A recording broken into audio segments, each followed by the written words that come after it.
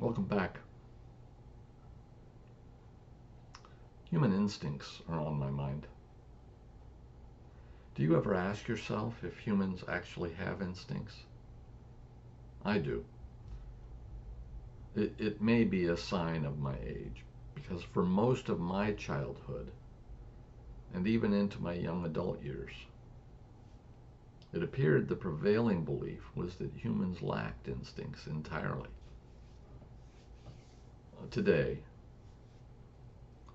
I know that this notion, which deeply shaped how my parents' generation treated each other, their children, and themselves, was profoundly incorrect. My life experiences,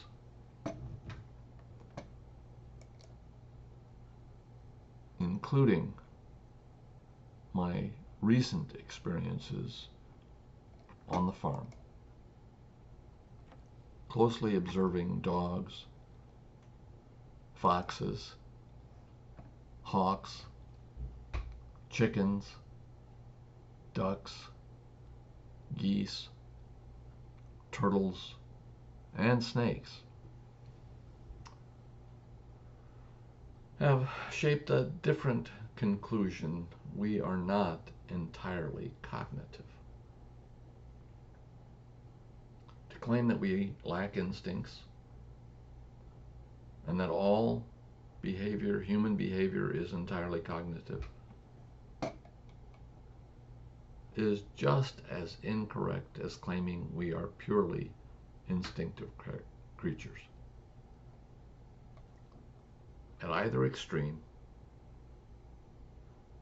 purely cognitive, purely instinctive, for humans, the premise fails. Because humans are both instinctive and cognitive. And where we sit on that spectrum is determined by both nature and nurture. Our cognitive ability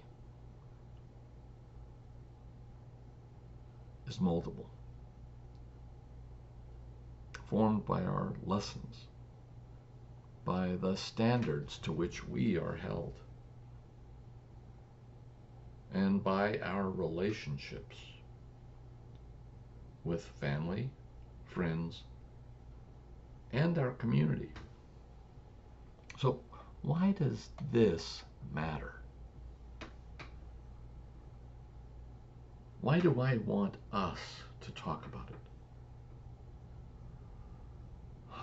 It matters because we live in community. Were we solitary creatures, we could live at either behavioral extreme, cognitive, instinctive, without much consequence, though likely with much less success. But our survival depends on our communities. Science tells me that a clear connection exists between our status as social creatures and the evolutionary development of our behavioral spectrum. Living in community while exhibiting a mix of cognitive and instinctive behaviors are two characteristics so prevalent and observable that it is illogical to assume they developed in isolation, one preceding the other. Rather, they developed together over the millennia of human evolution. I believe, again, informed by science,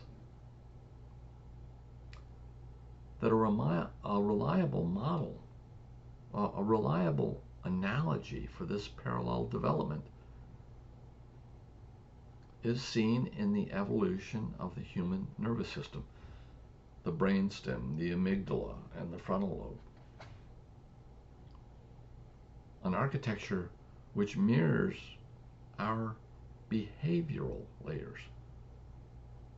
the purely instinctive, the learned instinctive, and the cognitive. The autopilot, the learned autopilot, and the pilot.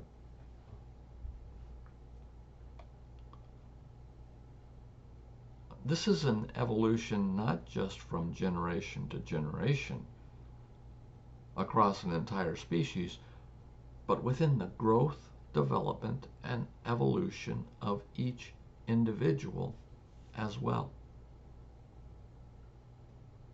Now, we will explore this framework in more detail across future videos. For now, I think we can conclude that any gap in how we develop the cognitive skills of ourselves and our youth, any failure to impart standards and values, any deficiency in fostering their sense of self within a community, leaves both them and us and our future vulnerable. Now, I believe we have not been doing this well, and that the resulting behavioral and cultural poverty that results is evident in the dysfunction of both inner city and rural families, manifested in our unhealthy lifestyles, in our chronic dissonance, and our dysphoria, and pointed out by our election of officials lacking character. This, I believe. Aloha.